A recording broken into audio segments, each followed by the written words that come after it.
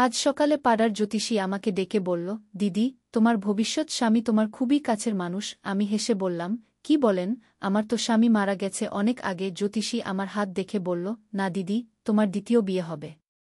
আর সে লোক তোমার ঘরেই আছে। বাড়ি ফিরে এসে ভাবছিলাম জ্যোতিষীর কথা। রাতে খাবার পরিবেশন করতে গিয়ে ছেলে আমার হাত ধরে বসিয়ে দিল। সে বলল, মা, জ্যোতিষী কাকু ঠিকই বলেছে। আমি সেই লোক যে তোমাকে ভালোবাসে। আমি চমকে উঠলাম। সে আমার মুখের দিকে তাকিয়ে বলল, আমি তোমাকে শুধু মা হিসেবে নয়, একজন নারী হিসেবে ভালোবাসি। তুমি আমাকে বিয়ে করো, আমরা সত্যিকারের দম্পতি হই। জ্যোতিষীর পাঞ্জিকা টেবিলে খোলা পড়েছিল। আমি বুঝতে পারলাম না কি বলবো। ছেলের চোখে সেই একই দৃষ্টি যা আমি তার বাবার চোখে দেখেছিলাম। হাতের রেখায় কি সত্যিই ভবিষ্যৎ লেখা থাকে? ছেলে আমার নীরবতাকে সম্মতি ভেবে আমার কপালে চুমু দিল। জ্যোতিষীর কথা কি সত্যি হতে পারে? রাতের আধারে আমার মন, কিন্তু যেটা আমি বলেছিলাম সেটা আসলে সম্পূর্ণ ভিন্ন ব্যাপার ছিল। আমি আসলে একটা খুব বিচিত্র স্বপ্ন দেখেছিলাম। স্বপ্নে আমি দেখলাম আমাদের পুরনো বাড়িতে একটা গোপন কক্ষ আছে যেখানে আমার দাদুর লুকানো সম্পদ রয়েছে। স্বপ্নটা এতটাই স্পষ্ট ছিল যে আমি সকালে উঠেই রাহুলকে বললাম, তুই কি জানিস আমাদের বাড়িতে কোনো গোপন কক্ষ আছে কিনা? রাহুল আমার দিকে অবাক হয়ে তাকিয়ে বলল, মা, তুমি এমন কথা কেন বলছ? আমাদের বাড়িতে এমন কিছু থাকার কথা নয় তো। কিন্তু আমার মনে হচ্ছিল স্বপ্নটা সত্যি। আমি স্থির করলাম যে আজকেই পুরো বাড়ি খুঁজে দেখব। প্রথমে আমি আটিকে উঠলাম। সেখানে পুরনো আসবাবপত্র, ছবি আর অনেক ধুলোবালি। কিছুই পেলাম না। তারপর আমি বেসমেন্টে গেলাম। আমাদের বেসমেন্ট খুব একটা ব্যবহার করি না। সেখানে শুধু পুরনো জিনিসপত্র রাখি। কিন্তু আজকে যখন খুঁটিয়ে দেখলাম তখন একটা অদ্ভুত জিনিস চোখে পড়ল। দেয়ালে একটা জায়গা একটু ভিন্ন রকম লাগছিল। আমি হাত দিয়ে ওই জায়গা চাপ দিলাম। হঠাৎ করে একটা শব্দ হলো এবং দেয়ালের একটা অংশ সরে গেল। আমার চোখ ছানাবড়া। সত্যিই একটা গোপন কক্ষ। আমি একটা টর্চ নিয়ে ভেতরে ঢুকলাম। কক্ষটা খুব ছোট, কিন্তু সেখানে একটা পুরনো কাঠের বাক্স রাখা ছিল। বাক্সটা খুলে দেখি সেখানে অনেক পুরনো কাগজপত্র, কিছু গহনা আর একটা ডায়েরি। ডায়েরিটা খুলে পড়া শুরু করলাম। এটা ছিল আমার দাদুর লেখা। সেখানে লেখা ছিল যে আমাদের পরিবারে একটা বিশেষ ক্ষমতা আছে। আমরা স্বপ্নের মাধ্যমে ভবিষ্যৎ দেখতে পারি। আমি প্রথমে বিশ্বাস করিনি। কিন্তু যখন আরও পড়লাম তখন জানতে পারলাম যে আমার দাদি, পরদাদি সবারই এই ক্ষমতা ছিল। তারা স্বপ্নে ভবিষ্যৎ দেখতে পেতেন এবং সেই অনুযায়ী পরিবারকে সাবধান করে দিতেন। ডায়েরিতে আরও লেখা ছিল যে এই ক্ষমতা প্রতিটি প্রজন্মের একজনের মধ্যে প্রকাশ পায়। আর সেই ব্যক্তির দায়িত্ব হল পরিবারকে আসন্ন বিপদ থেকে রক্ষা করা। আমি ভাবলাম এটা নিশ্চয়ই কোনো কুসংস্কার। কিন্তু তারপর দিন আমি আরেকটা স্বপ্ন দেখলাম। স্বপ্নে দেখলাম পূজা স্কুল থেকে ফেরার সময় একটা দুর্ঘটনার শিকার হবে। আমি খুব ঘাবড়ে গেলাম। পরদিন সকালে পূজাকে স্কুলে পাঠানোর সময় বললাম, তুই আজ খুব সাবধানে যাবি। রাস্তায় একটু বেশি সতর্ক থাকবি। পূজা আমার দিকে অবাক হয়ে তাকিয়ে বলল, মা, তুমি এত চিন্তিত কেন? আমি বললাম, কিছু না মা, শুধু সাবধানে যাবি। সন্ধ্যায় পূজা বাড়ি ফিরে বলল, মা, আজ তো খুব আজব ব্যাপার হয়েছে। আমি স্কুল থেকে ফেরার সময় একটা গাড়ি খুব জোরে আসছিল। কিন্তু আমি তোমার কথা মনে রেখে সাবধানে রাস্তা পার হলাম। গাড়িটা আমার ঠিক পাশ দিয়ে চলে গেল। আমার গা শিউরে উঠল। মানে সত্যিই আমার স্বপ্ন সত্যি হয়েছে? আমি রাহুলকে সব কথা বললাম। রাহুল প্রথমে অবিশ্বাস করলেও যখন আমি তাকে গোপন কক্ষ দেখালাম এবং দাদুর ডায়েরি পড়ালাম তখন সেও মানতে বাধ্য হল। রাহুল বলল, মা, এটা তো অবিশ্বাস্য। মানে আমাদের পরিবারে সত্যিই এমন ক্ষমতা আছে? আমি বললাম, মনে হচ্ছে তাই। কিন্তু এই ব্যাপারে আমাদের খুব সাবধান থাকতে হবে। কারণ ডায়েরিতে লেখা আছে যে এই ক্ষমতার অপব্যবহার করলে খুব বড় বিপদ হতে পারে। পরের কয়েকদিন আমি নিয়মিত স্বপ্ন দেখতে থাকলাম। কখনো ছোটখাটো ব্যাপার, কখনো বড় কিছু। যেমন একদিন দেখলাম আমাদের পাড়ার মিস্ত্রি কাকার দোকানে আগুন লাগবে। আমি সকালে গিয়ে তাকে সাবধান করে দিলাম। মিস্ত্রি কাকা প্রথমে হাসলেন, কিন্তু তবুও সাবধানতার জন্য সেদিন দোকানে বেশি করে জল রেখে দিলেন। সন্ধ্যায় সত্যিই একটা শর্ট সার্কিট হয়ে আগুন লাগার উপক্রম হয়েছিল, কিন্তু দ্রুত জল ঢেলে আগুন নেভানো গিয়েছিল। এইভাবে আমি ধীরে ধীরে বুঝতে পারলাম যে আমার সত্যিই একটা বিশেষ ক্ষমতা আছে। কিন্তু এই ক্ষমতার সাথে সাথে একটা বিরাট দায়িত্বও এসেছে। একদিন আমি একটা খুবই ভয়ানক স্বপ্ন দেখলাম। দেখলাম যে আমাদের শহরে একটা বড় ধরনের প্রাকৃতিক দুর্যোগ আসবে। বন্যা হবে এবং অনেক মানুষ বিপদে পড়বে। আমি খুব চিন্তিত হয়ে পড়লাম। এত বড় একটা ব্যাপারে আমি কি করব? কাউকে বললে কেউ বিশ্বাস করবে? আমি রাহুলের সাথে পরামর্শ করলাম। রাহুল বলল, মা, আমাদের যা করার করতে হবে। আমরা যতটুকু পারি মানুষকে সাবধান করে দেব। আমরা পাড়ার বয়স্ক মানুষদের কাছে গেলাম। তাদের বললাম যে আবহাওয়া অফিসের পূর্বাভাস অনুযায়ী বড় ধরনের বৃষ্টি হতে পারে। সবাই যেন প্রস্তুতি নেয়। কিছু মানুষ আমাদের কথা শুনলেন, কিছু মানুষ গুরুত্ব দিলেন না। কিন্তু যারা শুনলেন তারা প্রয়োজনীয় প্রস্তুতি নিলেন। 3 দিন পরে সত্যিই প্রবল বৃষ্টি শুরু হল। 2 দিন একটানা বৃষ্টির পর নদী উপচে গিয়ে বন্যা হল। যারা আমাদের কথা শুনে প্রস্তুতি নিয়েছিলেন তারা তুলনামূলকভাবে কম ক্ষতিগ্রস্ত হলেন। এই ঘটনার পর পাড়ার মানুষেরা আমাকে নিয়ে কৌতূহলী হয়ে উঠলেন। কিন্তু আমি কখনোই আমার প্রকৃত ক্ষমতার কথা বলিনি। শুধু বলতাম যে আমি আবহাওয়ার খবর ভালো রাখি। সময় যেতে লাগল। আমার স্বপ্নগুলো আরও স্পষ্ট হতে লাগল। কখনো দেখতাম পাড়ার কোনো বাচ্চা হারিয়ে যাবে, কখনো দেখতাম কারো চাকরি চলে যাবে। আর আমি যতটুকু পারতাম মানুষকে সাবধান করে দিতাম। একদিন আমি একটা খুব আশ্চর্যের স্বপ্ন দেখলাম। স্বপ্নে দেখলাম যে পূজারও আমার মতো ক্ষমতা প্রকাশ পেতে শুরু করেছে। সে স্বপ্নে ভবিষ্যৎ দেখতে পাচ্ছে। পরদিন সকালে পূজা আমার কাছে এসে বলল, মা, আমি একটা খুব অদ্ভুত স্বপ্ন দেখেছি। দেখেছি যে আমাদের স্কুলের পিয়ান কাকা অসুস্থ হয়ে পড়বেন। আমার গা শিউরে উঠল। পূজাকে আমি জিজ্ঞেস করলাম, তুই এমন স্বপ্ন আর কখনো দেখেছিস? পূজা বলল, হ্যাঁ মা, কয়েকদিন ধরেই এমন অদ্ভুত স্বপ্ন দেখছি, যেগুলো পরে সত্যি হয়ে যায়।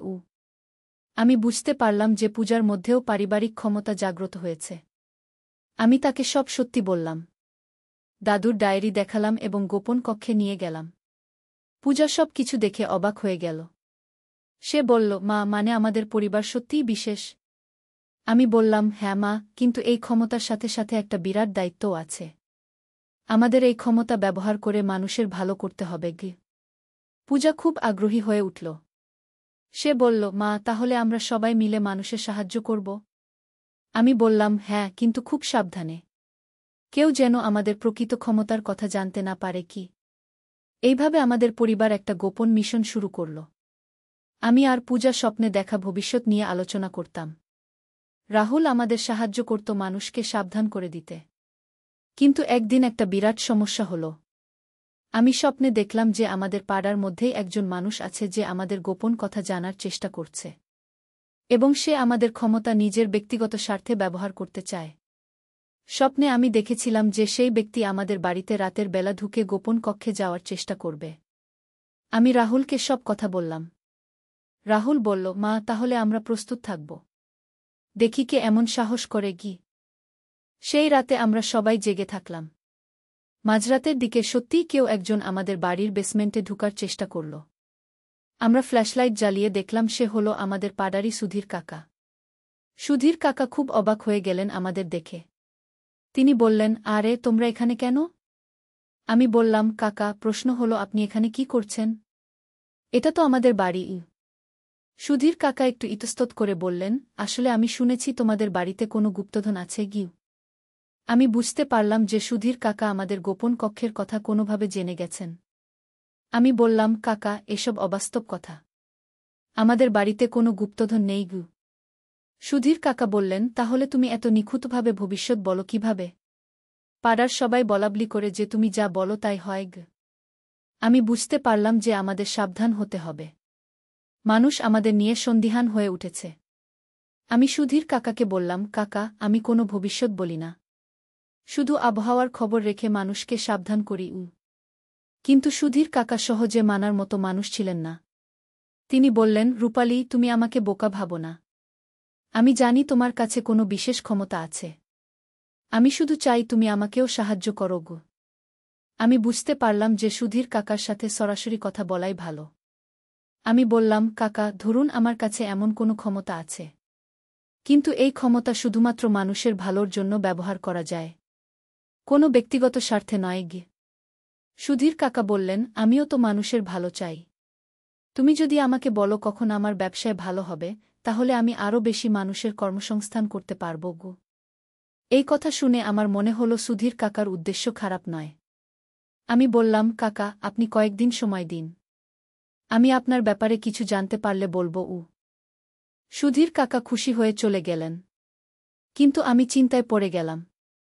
আমি জানতাম যে আমাদের ক্ষমতার কথা ছড়িয়ে পড়লে বড় সমস্যা হবে। পরদিন আমি পূজা আর রাহুলকে নিয়ে বসে সিদ্ধান্ত নিলাম যে আমরা আর এই এলাকায় থাকব না।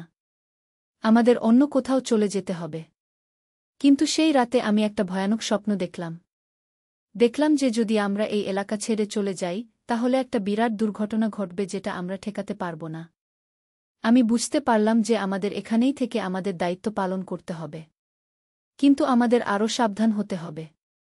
আমি সুধীর কাকাকে ডেকে বললাম, কাকা, আমি আপনার ব্যাপারে একটা স্বপ্ন দেখেছি। আপনার ব্যবসা ভালো হবে, কিন্তু তার জন্য আপনাকে কিছু পরিবর্তন আনতে হবে। সুধীর কাকা খুব আগ্রহী হয়ে জিজ্ঞেস করলেন, কি পরিবর্তন? আমি বললাম, আপনি যে শ্রমিকদের কাজে রাখেন তাদের সাথে আরও ভালো ব্যবহার করুন। তাদের বেতন বাড়িয়ে দিন এবং কাজের পরিবেশ উন্নত করুন। সুধীর কাকা একটু ভাবলেন। তারপর বললেন, ঠিক আছে, আমি চেষ্টা করব। সুধীর কাকা সত্যিই তার ব্যবসায় পরিবর্তন আনলেন। শ্রমিকদের সাথে ভালো ব্যবহার শুরু করলেন, বেতন বাড়িয়ে দিলেন। এবং মাত্র 2 মাসের মধ্যে তার ব্যবসা দ্বিগুণ হয়ে গেল। সুধীর কাকা খুব খুশি হয়ে আমার কাছে এসে বললেন, রূপালী, তোমার পরামর্শ মেনে চলার পর আমার ব্যবসা দারুণ ভালো হয়েছে। তুমি সত্যিই অসাধারণ। এরপর থেকে সুধীর কাকা আমাদের গোপনীয়তা রক্ষা করতে শুরু করলেন। তিনি অন্য কারো কাছে আমাদের ক্ষমতার কথা বলেননি, বরং আমাদের সাহায্য করতে শুরু করলেন। কিন্তু আমাদের আসল পরীক্ষা শুরু হল যখন পূজার ক্ষমতা আরও শক্তিশালী হয়ে উঠল। সে এখন শুধু ভবিষ্যতই দেখতে পাচ্ছে না, অতীতের ঘটনাও দেখতে পাচ্ছে। একদিন পূজা আমার কাছে এসে বলল, মা, আমি একটা খুব ভয়ানক জিনিস দেখেছি। আমাদের পাড়ার হরি কাকার বাড়িতে একটা পুরনো খুনের রহস্য লুকিয়ে আছে। আমি চমকে উঠলাম। পূজাকে জিজ্ঞেস করলাম, তুই কি দেখেছিস? পূজা বলল, আমি দেখেছি যে 20 বছর আগে হরি কাকার বাবা কাউকে খুন করেছিলেন। আর সেই লাশ তারা বাড়ির পেছনের বাগানে পুঁতে রেখেছেন। আমার মাথা ঝিমঝিম করে উঠল। এমন একটা ভয়ানক কথা পূজা কিভাবে জানল? আমি পূজাকে বললাম, তুই নিশ্চিত? পূজা বলল, হ্যাঁ মা, আমি খুব স্পষ্ট দেখেছি। এমনকি সেই ব্যক্তির চেহারাও দেখেছি যাকে খুন করা হয়েছিল। আমি খুব চিন্তায় পড়ে গেলাম। এই ব্যাপারে আমি কি করব? পুলিশে খবর দিলে আমাদের কেউ বিশ্বাস করবে? আর প্রমাণই বা কি আছে? আমি রাহুলকে সব কথা বললাম। রাহুল বলল, মা, এটা খুবই গুরুতর ব্যাপার। আমাদের কিছু একটা করতে হবে। আমরা সিদ্ধান্ত নিলাম যে আমরা নিজেরাই অনুসন্ধান করব। আমি আর রাহুল মিলে হরি কাকার বাড়ির আশেপাশে ঘোরাঘুরি করতে শুরু করলাম। কয়েকদিন পর আমি একটা পুরনো কাগজে একটা খবর দেখলাম। 20 বছর আগে আমাদের এই এলাকা থেকে একজন ব্যবসায়ী নিখোঁজ হয়েছিলেন। পুলিশ অনেক খোঁজাখুঁজি করেও তাকে খুঁজে পায়নি। আমি পূজাকে সেই নিখোঁজ ব্যক্তির ছবি দেখালাম। পূজার সাথে সাথে বলল, হ্যাঁ মা, এই লোকটাকেই আমি দেখেছি। এবার আমি নিশ্চিত হলাম যে পূজার দেখা সত্যি। কিন্তু এত বড় একটা ব্যাপারে আমরা কি করব? আমি সুধীর কাকার সাহায্য নিলাম। সুধীর কাকাও খুব চিন্তিত হয়ে পড়লেন। তিনি বললেন, এটা তো খুবই গুরুতর ব্যাপার। আমাদের পুলিশকে জানাতে হবে। কিন্তু আমি বললাম, কিন্তু কাকা, আমরা পুলিশকে কি বলবো? যে আমার মেয়ে স্বপ্নে দেখেছে? সুধীর কাকা একটু ভেবে বললেন, তাহলে আমরা অন্যভাবে করি। আমি একটা বেনামি চিঠি লিখে পুলিশকে জানাবো যে হরি কাকার বাগানে সন্দেহজনক কিছু আছে। আমি বললাম, কিন্তু প্রমাণ ছাড়া পুলিশ খুঁড়বে কেন? সুধীর কাকা বললেন, সেই জন্যই আমি চিঠিতে লিখব যে সেখানে অবৈধ কিছু পুঁতে রাখা আছে। ড্রাগস বা অস্ত্র হতে পারে। আমরা সেই পরিকল্পনা অনুযায়ী কাজ করলাম। সুধীর কাকা একটা বেনামি চিঠি লিখে পুলিশ স্টেশনে পাঠালেন। 3 দিন পরে পুলিশ এসে হরি কাকার বাগান খুঁড়তে শুরু করল। হরি কাকা খুব ঘাবড়ে গিয়েছিলেন। তিনি পুলিশকে বলছিলেন, স্যার, আমার বাগানে কিছু নেই। এসব মিথ্যা অভিযোগ। কিন্তু পুলিশ খুঁড়তে থাকল। এবং বিকেলের দিকে তারা সত্যিই একটা কঙ্কাল খুঁজে পেল। পুরো পাড়ায় হইচই পড়ে গেল। হরি কাকাকে গ্রেফতার করা হল। এবং পরে তিনি স্বীকার করলেন যে তার বাবা সত্যিই 20 বছর আগে সেই ব্যবসায়ীকে খুন করেছিলেন একটা জমি নিয়ে বিরোধের কারণে। আমি খুব অবাক হয়ে গেলাম পূজার ক্ষমতা দেখে। সে শুধু ভবিষ্যতই নয়, অতীতের এত পুরনো ঘটনাও দেখতে পাচ্ছে। কিন্তু এই ঘটনার পর আমি খুব ভয় পেয়ে গেলাম।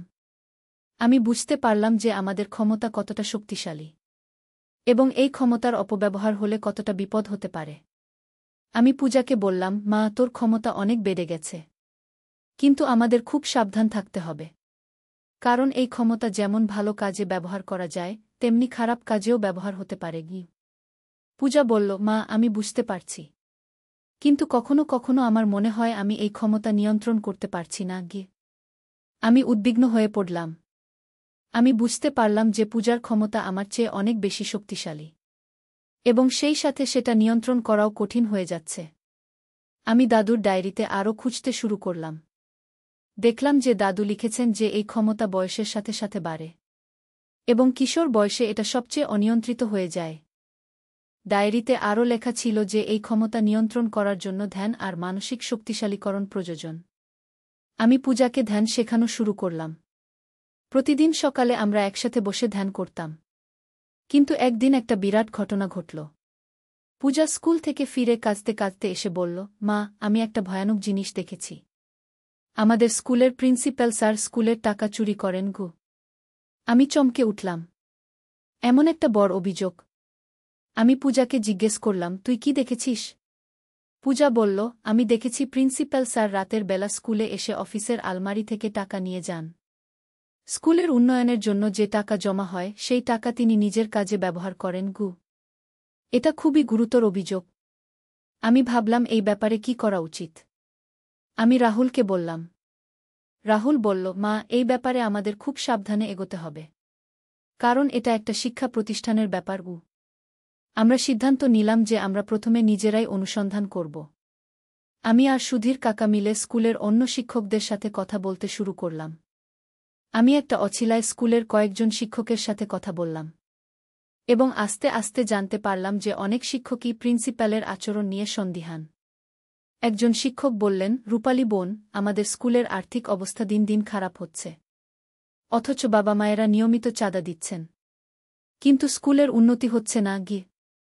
আরেকজন শিক্ষক বললেন, প্রিন্সিপাল সাহেব অ্যাকাউন্টের বই কাউকে দেখতে দেন না, সব হিসাব নিজেই রাখেন। এই কথা শুনে আমি বুঝতে পারলাম যে পূজার দেখা সত্যি হতে পারে। আমি সুধীর কাকাকে বললাম। সুধীর কাকা বললেন, তাহলে আমরা স্কুল কমিটির চেয়ারম্যানের সাথে কথা বলি। আমরা স্কুল কমিটির চেয়ারম্যান অমিত বাবুর সাথে দেখা করলাম। তাকে বললাম যে স্কুলের আর্থিক হিসাবে কিছু সমস্যা আছে বলে মনে হচ্ছে।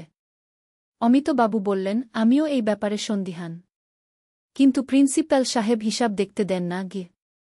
আমরা অমিত বাবুকে পরামর্শ দিলাম যে তিনি একটা অডিট করাতে পারেন। অমিত বাবু সেই পরামর্শ মানলেন। তিনি একজন চার্টার্ড অ্যাকাউন্টেন্ট দিয়ে স্কুলের হিসাব অডিট করালেন। অডিট রিপোর্টে দেখা গেল যে সত্যিই স্কুলের প্রায় 2 লক্ষ টাকা নিখোঁজ এবং সেই টাকা প্রিন্সিপালের ব্যক্তিগত কাজে ব্যবহৃত হয়েছে। প্রিন্সিপালকে বরখাস্ত করা হল এবং তার বিরুদ্ধে মামলা করা হল। এই ঘটনার পর পূজার ক্ষমতার প্রতি আমার আরও বেশি আস্থা বাড়ল। কিন্তু একই সাথে আমি আরও বেশি চিন্তিত হয়ে পড়লাম। কারণ পূজা এখন অনেক জটিল এবং গুরুত্বপূর্ণ বিষয় দেখতে পাচ্ছে এবং এই সব ব্যাপারে জড়িয়ে পড়লে আমাদের নিজেদের বিপদ হতে পারে। একদিন আমি দাদুর ডায়েরিতে একটা গুরুত্বপূর্ণ লেখা পেলাম। সেখানে লেখা ছিল যে এই ক্ষমতা ব্যবহার করার একটা সীমা আছে। বেশি ব্যবহার করলে শরীর আর মন দুটোই ক্ষতিগ্রস্ত হয়। আমি খেয়াল করলাম যে পূজা আজকাল খুব দুর্বল হয়ে পড়ছে। তার মাথা ব্যথা হয় এবং রাতে ঠিকমতো ঘুম হয় না। আমি পূজাকে ডাক্তারের কাছে নিয়ে গেলাম। ডাক্তার বললেন যে পূজার শারীরিক কোনো সমস্যা নেই, কিন্তু মানসিক চাপ আছে। আমি বুঝতে পারলাম যে পূজার ক্ষমতা তার শরীর আর মনের উপর চাপ ফেলছে। আমি পূজাকে বললাম, মা, তুই কিছুদিন স্বপ্নের ব্যাপারে চিন্তা করবি না, শুধু স্বাভাবিক জীবনযাপন করবি। পূজা বলল, কিন্তু মা, আমি চাইলেও এই স্বপ্নগুলো বন্ধ করতে পারি না, এগুলো আপনা আপনি আসে। আমি বুঝলাম যে পূজার অবস্থা গুরুতর। আমি রাহুলকে নিয়ে আবার দাদুর ডায়েরি পড়তে শুরু করলাম। ডায়েরিতে আমি পেলাম যে এই ক্ষমতা নিয়ন্ত্রণ করার একটা পুরনো পদ্ধতি আছে। সেটা হলো বিশেষ ধরনের মেডিটেশন এবং কিছু হার্বাল চা। ডায়েরিতে লেখা ছিল যে তুলসী পাতা, ব্রাহ্মী এবং শঙ্খপুষ্পীর মিশ্রণে একটা চা তৈরি করে খেলে মানসিক চাপ কমে এবং ক্ষমতা নিয়ন্ত্রণে আনা যায়। আমি সেই হার্বাল চা তৈরি করে পূজাকে দিতে শুরু করলাম এবং একটা বিশেষ ধরনের শ্বাস-প্রশ্বাসের ব্যায়াম শেখালাম। কয়েক সপ্তাহের মধ্যে পূজার অবস্থার উন্নতি হল। তার মাথাব্যথা কমে গেল এবং ঘুম ভালো হতে শুরু করল। কিন্তু এরই মধ্যে আরেকটা সমস্যা দেখা দিল। রাহুলের মধ্যেও পারিবারিক ক্ষমতার লক্ষণ প্রকাশ পেতে শুরু করল। একদিন রাহুল আমার কাছে এসে বলল, মা, আমার মনে হচ্ছে আমিও কিছু অদ্ভুত জিনিস অনুভব করতে পারি। আমি মানুষের মনের কথা বুঝতে পারি। আমি অবাক হয়ে জিজ্ঞেস করলাম, মানে? রাহুল বলল, যেমন আজ কলেজে আমার বন্ধু সুমিত বলেছিল যে সে খুব খুশি, কিন্তু আমার মনে হচ্ছিল সে আসলে খুব দুঃখিত। পরে জানতে পারলাম যে তার বাবা মা ডিভোর্স নিয়েছেন। আমি বুঝতে পারলাম যে রাহুলের মধ্যেও একটা বিশেষ ক্ষমতা জেগে উঠেছে। সে মানুষের মনের অবস্থা বুঝতে পারে। এখন আমাদের পরিবারের ৩ জনের মধ্যেই আলাদা আলাদা ক্ষমতা রয়েছে। আমি ভবিষ্যৎ দেখি, পূজা অতীত আর ভবিষ্যৎ দুটোই দেখে, আর রাহুল মানুষের মনের কথা বুঝে। আমি বুঝতে পারলাম যে আমাদের পরিবার সত্যিই বিশেষ। কিন্তু এই বিশেষত্বের সাথে আসে বিরাট দায়িত্ব। আমরা ৩ জন মিলে সিদ্ধান্ত নিলাম যে আমরা আমাদের ক্ষমতা শুধুমাত্র মানুষের কল্যাণে ব্যবহার করব। কিন্তু খুব সাবধানে, যাতে কেউ আমাদের প্রকৃত পরিচয় জানতে না পারে। আমরা একটা গোপন পদ্ধতি তৈরি করলাম। যখন কোনো গুরুত্বপূর্ণ ব্যাপার দেখতাম, তখন আমরা ৩ জন মিলে সেটা নিয়ে আলোচনা করতাম এবং সবচেয়ে উপযুক্ত উপায়ে সাহায্য করার চেষ্টা করতাম। কিন্তু কিছুদিন পরে আমাদের সবচেয়ে বড় পরীক্ষা এলো। পূজা একদিন কাঁদতে কাঁদতে এসে বলল, মা, আমি একটা ভয়ানক জিনিস দেখেছি। আমাদের শহরে একটা বড় ধরনের সন্ত্রাসী হামলা হবে। আমার মাথায় যেন বাজ পড়ল। এমন একটা বড় ব্যাপার। আমি পূজাকে জিজ্ঞেস করলাম, তুই কি দেখেছিস? কখন হবে? পূজা বলল, আগামী শুক্রবার শহরের প্রধান বাজারে একটা বোমা ফাটবে। অনেক মানুষ মারা যাবে। আমি রাহুলকে ডেকে সব কথা বললাম। রাহুল বলল, মা, এটা তো খুবই গুরুতর ব্যাপার। আমাদের কি করা উচিত? আমি ভাবতে লাগলাম, এত বড় একটা ব্যাপারে আমরা কি করতে পারি? পুলিশকে বললে তারা কি বিশ্বাস করবে? আমি সুধীর কাকাকে সব কথা বললাম। সুধীর কাকাও খুব চিন্তিত হয়ে পড়লেন। সুধীর কাকা বললেন, রূপালী, এই ব্যাপারে আমাদের পুলিশকে জানাতেই হবে। কিন্তু কিভাবে জানাবো সেটা ভাবতে হবে। আমরা সিদ্ধান্ত নিলাম যে আমরা আবার বেনামি চিঠির সাহায্য নেব। কিন্তু এবার শুধু চিঠি দিয়ে কাজ হবে না। আমাদের আরও বিস্তারিত তথ্য দিতে হবে। পূজা বলল, মা, আমি দেখেছি যে বোমাটা একটা নীল রঙের ব্যাগে রাখা হবে এবং সেটা রাখা হবে বাজারের মধ্যেকার সেই বড় ঘড়ির নিচে। রাহুল বলল, আর আমি অনুভব করতে পারছি যে যারা এটা করবে তারা এই শহরেরই মানুষ নয়। তারা বাইরে থেকে এসেছে। আমি বুঝতে পারলাম যে আমাদের কাছে যথেষ্ট বিস্তারিত তথ্য আছে। কিন্তু এই তথ্যগুলো পুলিশকে দিলে তারা জিজ্ঞেস করবে আমরা কিভাবে এসব জানলাম। আমি একটা পরিকল্পনা করলাম। আমি একটা বেনামি চিঠি লিখব যেখানে বলব যে আমি একজন গোয়েন্দা সূত্র এবং আমার কাছে এই হামলার খবর এসেছে। কিন্তু আমি আমার পরিচয় গোপন রাখতে চাই। সুধীর কাকা চিঠিটা লিখে পুলিশ স্টেশনে পাঠালেন। আমরা বলেছিলাম যে শুক্রবার সকাল ৯টার দিকে বাজারের মধ্যেকার ঘড়ির নিচে একটা নীল ব্যাগে বোমা রাখা হবে। পুলিশ প্রথমে চিঠিটাকে গুরুত্ব দেয়নি। কিন্তু যখন আমরা দ্বিতীয়বার আরও বিস্তারিত তথ্য পাঠালাম, তখন তারা সতর্ক হয়ে উঠল। শুক্রবার সকালে পুলিশ বাজার এলাকায় বিশেষ নিরাপত্তা ব্যবস্থা নিল। তারা বোমা নিষ্ক্রিয়করণ দল এবং স্নিফার কুকুর নিয়ে এল। আমরা ৩ জন দূর থেকে দেখছিলাম। ঠিক ৯:৩০ দিকে পুলিশ ঘড়ির নিচে একটা নীল ব্যাগ পেল।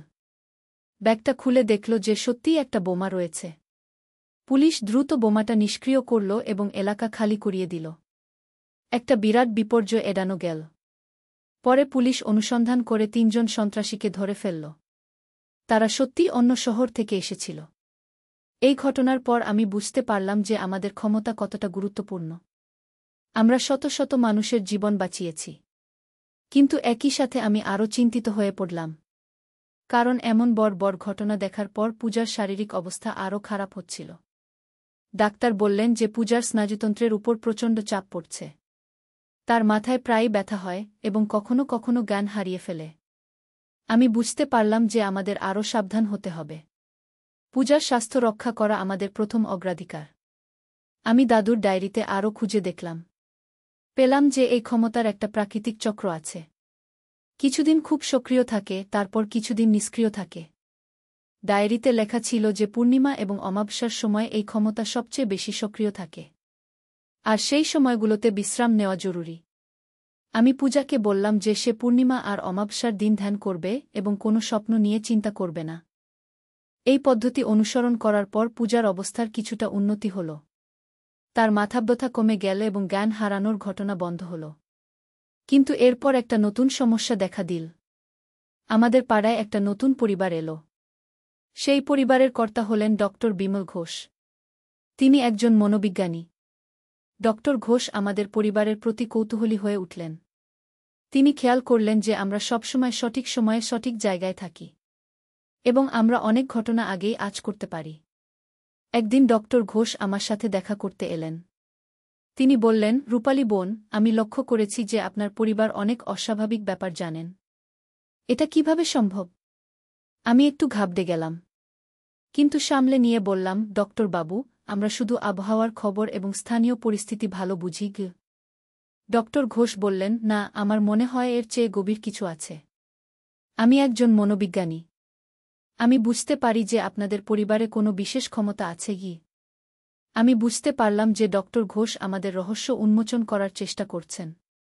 এটা আমাদের জন্য বিপজ্জনক হতে পারে। আমি রাহুল আর পূজাকে সাবধান করে দিলাম। আমি বললাম, তোরা দুজন ডক্টর ঘোষের সামনে খুব স্বাভাবিক আচরণ করবি। কোনো অস্বাভাবিক কথা বলবি না। কিন্তু ডক্টর ঘোষ ছাড়ার পাত্র ছিলেন না। তিনি আমাদের পরিবারের সদস্যদের আলাদা আলাদা করে পর্যবেক্ষণ করতে শুরু করলেন। একদিন তিনি পূজার সাথে কথা বলতে গিয়ে তাকে কয়েকটা মানসিক পরীক্ষা করলেন এবং বুঝতে পারলেন যে পূজার মধ্যে অস্বাভাবিক মানসিক ক্ষমতা রয়েছে। ডক্টর ঘোষ আমার কাছে এসে বললেন, রূপালী বোন, আপনার মেয়ের মধ্যে অতিপ্রাকৃত ক্ষমতার লক্ষণ রয়েছে। তার সাইকিক অ্যাবিলিটি আছে। আমি অস্বীকার করার চেষ্টা করলাম, কিন্তু ডক্টর ঘোষ বললেন, আপনি লুকানোর চেষ্টা করবেন না। আমি এই বিষয়ে গবেষণা করি। আমি আপনাদের সাহায্য করতে পারি। আমি দ্বিধায় পড়ে গেলাম। একদিকে ডক্টর ঘোষ আমাদের সাহায্য করার কথা বলছেন, অন্যদিকে আমি জানি না তার প্রকৃত উদ্দেশ্য কি। আমি রাহুলের পরামর্শ নিলাম। রাহুল বলল, মা, আমার মনে হচ্ছে ডক্টর ঘোষের উদ্দেশ্য খারাপ নয়। তিনি সত্যিই আমাদের সাহায্য করতে চান। রাহুল যেহেতু মানুষের মনের কথা বুঝতে পারে, তাই আমি তার পরামর্শ মানলাম। আমি ডক্টর ঘোষকে আমাদের সব কথা বললাম। দাদুর ডায়েরি দেখালাম এবং গোপন কক্ষেও নিয়ে গেলাম। ডক্টর ঘোষ সব কিছু দেখে অবাক হয়ে গেলেন। তিনি বললেন, এটা অবিশ্বাস্য। আমি জানতাম যে এমন ক্ষমতা আছে, কিন্তু কখনো এত কাছ থেকে দেখিনি। ডক্টর ঘোষ আমাদের সাহায্য করার জন্য একটা পরিকল্পনা দিলেন। তিনি বললেন, আপনাদের এই ক্ষমতা বৈজ্ঞানিকভাবে ব্যবহার করা যেতে পারে। আমি একটা গবেষণা প্রতিষ্ঠানের সাথে যোগাযোগ আছে। তারা এই বিষয়ে কাজ করে। কিন্তু আমি বললাম, ডক্টর বাবু, আমরা চাই না যে আমাদের ক্ষমতা সবার কাছে প্রকাশ পেয়ে যাক। আমরা শুধু মানুষের সাহায্য করতে চাই। ডক্টর ঘোষ বললেন, আমি বুঝতে পারছি। তাহলে আমি আপনাদের একটা গোপন সাহায্যকারী গ্রুপ তৈরি করতে সাহায্য করি, যেখানে আপনারা আপনাদের ক্ষমতা ব্যবহার করে মানুষের সাহায্য করতে পারবেন। এই পরামর্শ আমার ভালো লাগল। আমরা সিদ্ধান্ত নিলাম যে আমরা একটা গোপন সাহায্যকারী গ্রুপ তৈরি করব। ডক্টর ঘোষের সাহায্যে আমরা 5 জনের একটা টিম তৈরি করলাম। আমি, পূজা, রাহুল, সুধীর কাকা এবং ডক্টর ঘোষ। আমরা আমাদের গ্রুপের নাম দিলাম গোপন সাহায্যকারী। আমাদের গ্রুপের কাজ হল আমাদের বিশেষ ক্ষমতা ব্যবহার করে মানুষের সাহায্য করা, কিন্তু এমনভাবে যাতে কেউ বুঝতে না পারে যে আমাদের কোনো অতিপ্রাকৃত ক্ষমতা আছে। আমরা একটা পদ্ধতি তৈরি করলাম। যখন কোনো বড় বিপদের কথা জানতে পারতাম, তখন আমরা ডক্টর ঘোষের মাধ্যমে সংশ্লিষ্ট কর্তৃপক্ষকে জানাতাম। ডক্টর ঘোষ তার পেশাগত পরিচয় ব্যবহার করে কথা বলতেন। এইভাবে আমরা অনেক বিপদ এড়িয়ে দিতে পেরেছিলাম। একবার একটা স্কুল ভবন ভেঙে পড়ার কথা জেনে আগেই সাবধান করে দিয়েছিলাম। আরেকবার একটা বাস দুর্ঘটনা ঠেকিয়েছিলাম। কিন্তু কিছুদিন পরে আরেকটা সমস্যা দেখা দিল। পূজার ক্ষমতা এতটাই বেড়ে গিয়েছিল যে সে এখন শুধু স্বপ্নে নয়, জেগে থাকা অবস্থাতেও ভবিষ্যৎ দেখতে পাচ্ছে। একদিন পূজা স্কুল থেকে ফিরে খুব উত্তেজিত হয়ে বলল, মা, আমি দেখতে পাচ্ছি যে আমাদের প্রধানমন্ত্রীর জীবন বিপদে আছে। পরের মাসে তার উপর একটা হামলা হবে। আমার মাথা ঘুরে গেল। এত বড় একটা ব্যাপার। আমি ডক্টর ঘোষকে সব কথা বললাম। ডক্টর ঘোষও খুব চিন্তিত হয়ে পড়লেন। তিনি বললেন, এই ব্যাপারে আমাদের খুব সাবধানে এগোতে হবে। প্রধানমন্ত্রীর নিরাপত্তার ব্যাপার আমরা সিদ্ধান্ত নিলাম যে আমরা গোয়েন্দা বিভাগে একটা বেনামি চিঠি পাঠাব। কিন্তু এবার আমাদের আরও সতর্ক হতে হবে। পূজা বলল, মা, আমি দেখেছি যে হামলাটা হবে একটা জনসভায়। প্রধানমন্ত্রী মঞ্চে বক্তৃতা দিচ্ছেন, এমন সময় একজন লোক ভিড়ের মধ্য থেকে তার দিকে কিছু ছুড়ে মারবে। আমরা যতটুকু বিস্তারিত তথ্য পেয়েছিলাম সব কিছু লিখে গোয়েন্দা বিভাগে পাঠালাম। প্রায় এক সপ্তাহ পরে আমরা খবরের কাগজে পড়লাম যে প্রধানমন্ত্রীর একটা জনসভায় একজন ব্যক্তিকে গ্রেফতার করা হয়েছে। সে তার কাছে বিস্ফোরক নিয়ে এসেছিল। আমি বুঝতে পারলাম যে আমরা আবারও একটা বিরাট বিপর্যয় এড়িয়ে দিতে পেরেছি। কিন্তু এই ঘটনার পর পূজার অবস্থা আরও খারাপ হয়ে গেল। এত বড় দৃশ্য দেখার কারণে তার মানসিক চাপ বেড়ে গিয়েছিল। ডক্টর ঘোষ পূজাকে পরীক্ষা করে বললেন, পূজার ব্রেইনের কিছু অংশে অস্বাভাবিক কার্যকলাপ হচ্ছে। তার সাইকিক অ্যাবিলিটি এতটাই শক্তিশালী হয়ে উঠেছে যে সেটা তার স্বাস্থ্যের জন্য ক্ষতিকর হচ্ছে। আমি খুব ভয় পেয়ে গেলাম। আমি জিজ্ঞেস করলাম, তাহলে কি করা যেতে পারে? ডক্টর ঘোষ বললেন, পূজাকে কিছুদিনের জন্য তার ক্ষমতা ব্যবহার বন্ধ করতে হবে। আমি তার জন্য কিছু মেডিটেশন এবং মানসিক ব্যায়াম দেব। আমি পূজাকে বললাম যে সে কিছুদিন কোনো স্বপ্ন বা ভবিষ্যৎ দর্শন নিয়ে চিন্তা করবে না, শুধু স্বাভাবিক জীবনযাপন করবে। পূজা বলল, কিন্তু মা, যদি কোনো বিপদের কথা দেখি আর সেটা বলতে না পারি? আমি বললাম, মা, তোর স্বাস্থ্য আমাদের কাছে সবচেয়ে গুরুত্বপূর্ণ, বাকি সব পরের কথা। এইভাবে আমরা পূজার ক্ষমতা ব্যবহার কিছুদিনের জন্য বন্ধ রাখলাম। ডক্টর ঘোষের চিকিৎসায় পূজার অবস্থার উন্নতি হতে শুরু করল। কিন্তু এরই মধ্যে আমি আর রাহুল আমাদের কাজ চালিয়ে যেতে থাকলাম। যদিও পূজার মতো শক্তিশালী ক্ষমতা আমাদের ছিল না, তবুও আমরা ছোটখাটো বিপদ থেকে মানুষকে রক্ষা করতে পারছিলাম। একদিন রাহুল আমার কাছে এসে বলল, মা, আমি আমাদের পাড়ার কামাল কাকার মনে একটা খারাপ পরিকল্পনা অনুভব করতে পারছি। তিনি কিছু একটা খারাপ করার চিন্তা করছেন। আমি চিন্তিত হয়ে পড়লাম। কামাল কাকা আমাদের পাড়ারই একজন সম্মানিত মানুষ। তিনি কি খারাপ করতে পারেন? আমি রাহুলকে বললাম যে সে কামাল কাকার আচরণ লক্ষ্য রাখে। কিছুদিন পরে রাহুল জানালো যে কামাল কাকা তার স্ত্রীর সাথে খুব খারাপ ব্যবহার করেন। এমনকি তিনি তাকে শারীরিক নির্যাতনও করেন। আমি বুঝতে পারলাম যে এটা একটা পারিবারিক হিংসার ঘটনা। আমাদের কিছু করতে হবে। আমি কামাল কাকার স্ত্রী রিনা বুদির সাথে কথা বললাম। তিনি প্রথমে কিছু বলতে চাইলেন না, কিন্তু পরে স্বীকার করলেন যে কামাল কাকা সত্যিই তাকে নির্যাতন করেন। আমি রিনা বুদিকে সাহস দিয়ে বললাম যে তিনি পুলিশে রিপোর্ট করুন, এবং আমি তাকে সব ধরনের সাহায্য করার আশ্বাস দিলাম। রিনা বুদি আমার উৎসাহে পুলিশে রিপোর্ট করলেন। কামাল কাকাকে গ্রেফতার করা হল এবং রিনা বুদি নিরাপদ হলেন। এইভাবে আমাদের ছোট্ট দল ক্রমাগত মানুষের সাহায্য করে যাচ্ছিল। কখনো বড় বিপদ, কখনো ছোট সমস্যা, কিন্তু সবসময় আমরা চেষ্টা করতাম মানুষের পাশে দাঁড়াতে। কিছু মাস পরে পূজার স্বাস্থ্যের উন্নতি হল। ডক্টর ঘোষ বললেন যে এখন সে আবার তার ক্ষমতা ব্যবহার করতে পারবে, কিন্তু খুব সীমিত পরিমাণে। পূজা বলল, মা, আমি এখন আগের মতো স্পষ্ট দেখতে পাচ্ছি না, কিন্তু কিছু কিছু গুরুত্বপূর্ণ ব্যাপার এখনও দেখতে পারি। আমি বললাম, সেটাই যথেষ্ট মা, তোর স্বাস্থ্যের চেয়ে বড় কিছু নেই। এইভাবে আমাদের জীবন চলতে লাগল। আমরা আমাদের বিশেষ ক্ষমতা ব্যবহার করে মানুষের সাহায্য করতাম, কিন্তু খুব সাবধানে, যাতে কেউ আমাদের আসল পরিচয় জানতে না পারে। সময় যেতে লাগল।